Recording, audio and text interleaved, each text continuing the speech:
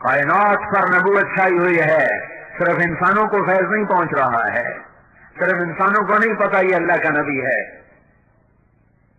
आप सर्दी में बाहर निकले, सर्दी का जमाना है, तो कुछ सहाबा बैठे हुए थे।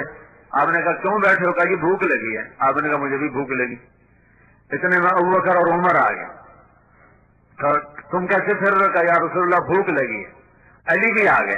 कैसे फिर रहे? या रसूलुल्लाह भूख लगी है। सारे इकट्ठे हो गए, सबको भूख लगी।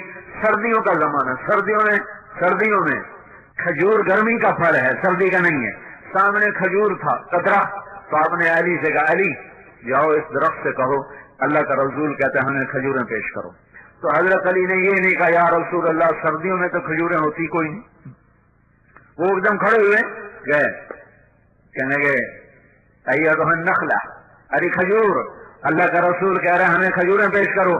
तो पत्तों में से टप टप ताजा खजूरें गिरने लगी, ताजा ताजा। नबातात को पता है ये अल्लाह का नबी है।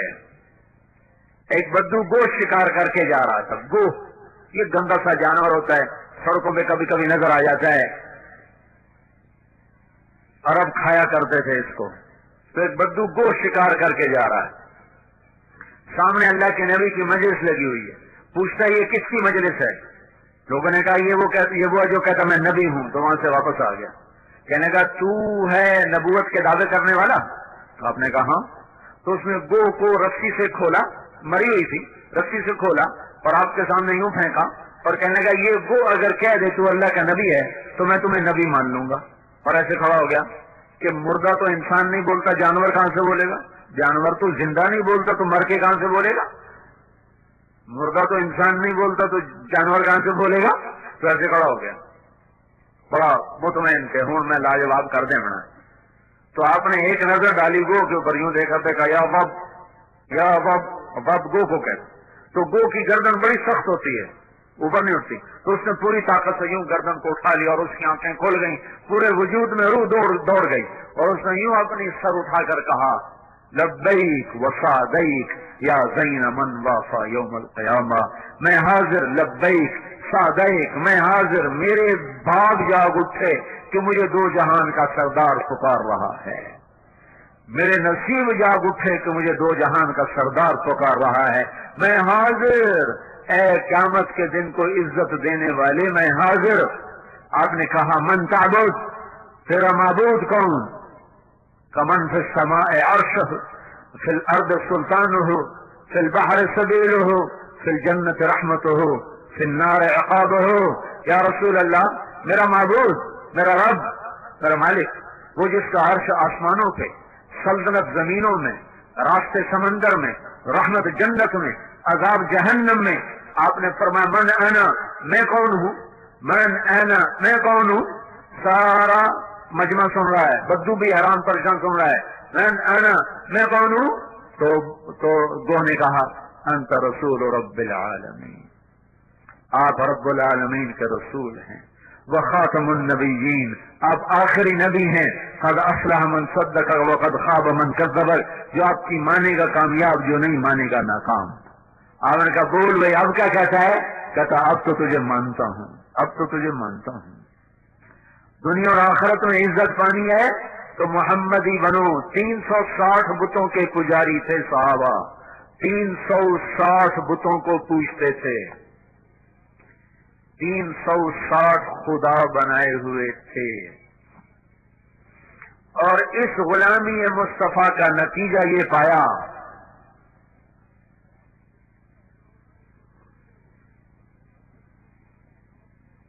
कि तबूक के मौके पर अबू बकर टाट लगे कपड़े पहने हुए, अपना टाट सारा सामान उतार के दे दिया तबूक के सदके में और टाट को कांटों से सी लिया और आकर अल्लाह के नबी के दरबार में बैठे हैं। तो जिब्रील आए और आकर कहते हैं या रसूल अल्लाह, अल्लाह अबू बकर को सलाम पेश कर रहे हैं। ये कल तक अल्लाह को नहीं जानते थे, आज गुलाम में रसूल ने, गुलामी मुस्तफा ने, गुलामी मोहम्मद ने, गुलामी रसूल ने ये मकाम अता किया कि अल्लाह मालिक होकर सलाम पेश करता है। और फिर अगली इससे अजब सुनो, या रसूल अल्लाह, अल्लाह ताला कह रहे हैं ابو بکر سے پوچھو کیا وہ اس فقر میں بھی مجھ سے راضی ہے؟ اس فقر میں بھی مجھ سے راضی ہے؟ اللہ کہہ رہا بندے سے کہ مجھ سے راضی ہو. تو ابو بکر سے کہا اللہ کے رسول نے ابو بکر تیرا رب تمہیں سلام پیش کرتا ہے اور تم سے پوچھتا ہے تم راضی ہو اللہ سے؟ تو ابو بکر رونے لگے کہ یا رسول اللہ میں اپنے رب سے راضی ہوں، میں اپنے رب سے راضی ہوں. آپ نے فرمایا میں ایک شخص کو جانتا ہوں جس کے ماں باپ کو جانتا ہوں، جب وہ جنت کے دروازے پر آئے گا تو ہر دروازہ کہے گا مرحبا مرحبا مرحبا مرحبا. تو سلمان فارسی گھٹنوں کے بل ہو گئے، یا رسول اللہ یہ کون ہے جس کو جنت کے 8 دروازے پکاریں گے؟ تو آپ نے کہا یہ ابو بکر ہے، جب یہ جنت کے در پر آئے گا تو ہر دروازہ کہے گا ادھر سے آئیں ادھر سے آئیں ادھر سے آئیں. پھر آپ نے فرمایا میں نے جنت میں ایک محل دیکھا، ایک اینٹ موتی کی، ایک یاقوت کی، ایک زمرد کی. میں نے پوچھا یہ کس کا ہے؟ مجھے کہا گیا قریشی کا ہے. میں سمجھا میں قریشی ہوں میرا ہوگا. جب میں جانے لگا تو مجھے فرشتہ نے کہا یا رسول اللہ یہ آپ کے غلام عمر بن خطاب کا ہے.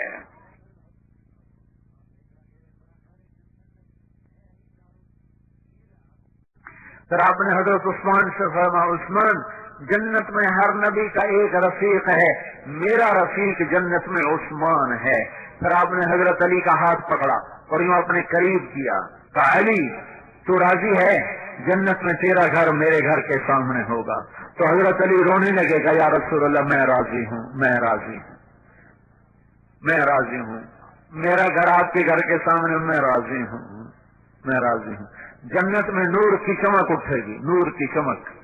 تو لوگ جنتی فرشتوں سے پوچھیں گے یہ چمک کیسی چمک ہے، یہ نور کیسا نور ہے؟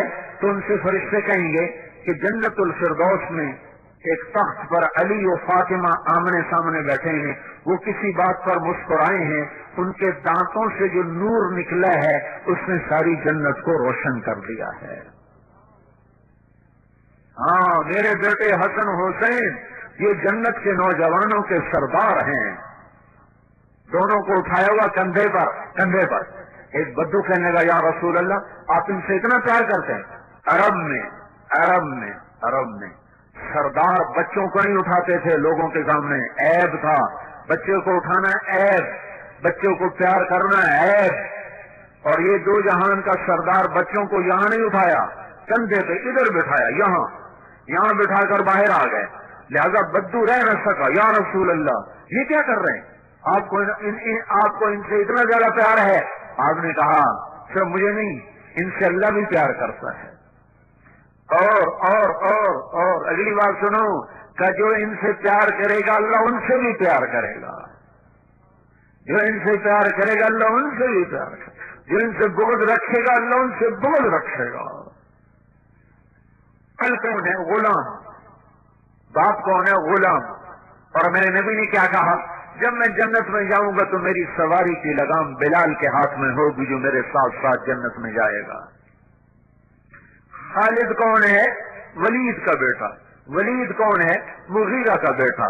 اور ولید بن مغیرہ کون ہے جس کے بارے میں قرآن کہتا ہے انہو فکر وقدر فقتل کیف قدر ثم قتل کیف قدر ثم نظر ثم عبس وبصر ثم ادبر واستكبر فقال ان هذا الا سحر يؤثر ان هذا الا قول البشر سأصليه سقر وما ادراك ما سقر لا تبكي ولا تذر لواحة للبشر عليها 19. یہ خالد کے والد ولید بن مغیرہ کے بارے میں آیات ہیں. یہ خالد بھی پتھر کا پجاری ہے، یہ خالد بھی پتھروں کے سامنے سر جھکانے والا ہے. لیکن جب نور نبوت سینے میں اترا، جب کلمے کا نور سینے میں اترا، جب ایمان کا نور سینے میں اترا تو یہی پتھر کا پجاری سیف اللہ بن گیا. موتا کی جنگ ہو رہی ہے. موتا مدینہ سے کوئی 700 میل کے فاصلے پر ہے. اردن میں ایک جگہ ہے موتا جہاں روم 1 لاکھ ہیں اور مسلمان 3000 ہیں. 3000 کا لشکر 1 لاکھ سے ٹکرا رہا ہے. اللہ کے نبی نے لشکر کو روانہ کیا ہے اور آپ نے فرمایا کہ تمہارا امیر ہے زید بن حارثہ، عبداللہ بن رواحہ. یہ شہید ہو جائے تو پھر جس کو چاہے مرضی امیر بنا لینا. ایک یہودی کھڑا سن رہا تھا، وہ کہنے لگا ان تینوں کو شہادت کی بشارت نبی جو کہا کرتا ہے اگر کے ساتھ، وہ اگر بھی حق ہوتا ہے، وہ اگر بھی شک نہیں ہوتا، وہ حق ہوتا ہے۔ یہ 3 وصیت کر کے جائیں، یہ واپس نہیں آئیں گے۔ تو میں موتا کے میدان میں گیا ہوں 1991 میں، جہاں یہ جنگ لڑی گئی، اور وہاں جو شہداء ہیں ان کی قبروں کی زیارت کی، ایک ایک قبر پہ جا کے فاتحہ پڑھی۔ تو ایک لمبا چوڑا میدان ہے، اور 3000 کے لشکر کے آگے 1 لاکھ آ گیا۔ تو زید رضی اللہ عنہ لڑتے لڑتے شہید ہو گئے۔ اللہ کے نبی مسجد نبوی میں بیٹھے ہوئے، بیچ میں 700 میل کا فاصلہ ہے، تو مسجد بھری ہوئی ہے۔ آپ نے ایک دم کہا، وہ زید آگے بڑھا اور جھنڈا اٹھایا اور بے جگری سے لڑا، اور وہ شہید ہو گیا، اور وہ جنت میں چلا گیا 700 میل دور۔ پھر آپ نے کہا اب جھنڈا جعفر نے اٹھایا ہے اور وہ آگے بڑھ رہا ہے، اور وہ آئے ہے۔ جعفر کی عمر تھی 33 سال۔ جب یہ آگے بڑھے تو ان کو بچے یاد آ گئے، 3 بچے، اون، عبداللہ، محمد۔ ان میں اون اور محمد یہ کربلا میں شہید ہوئے۔ ایک بیٹے عبداللہ بچے، جیسے حسین کے ایک بیٹے زین العابدین بچے۔ ساری جعفر کی اولاد عبداللہ سے ہے، ساری امام حسین کی اولاد زین العابدین سے ہے۔ 3 چھوٹے چھوٹے بچے تھے، اور بی بی اسما بنت عمیش 21-22 سال کی عمر تھی۔